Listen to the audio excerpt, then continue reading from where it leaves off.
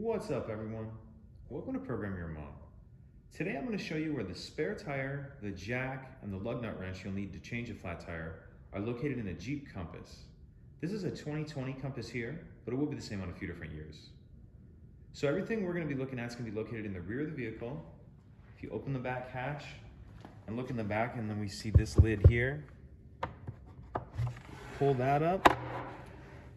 Now we're going to see our spare tire here. Our jack is going to be located under it, and there's this retaining clip that I've already got loosened, and you'll just spin that to the left.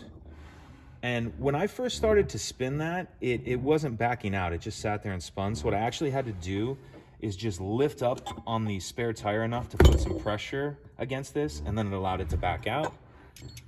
So you'll take that out, and then under here is where the jack will be located.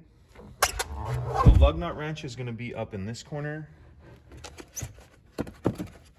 right here. And then we won't need it for the tire, but there's also a funnel and a Phillips head screwdriver located back here. So that's it.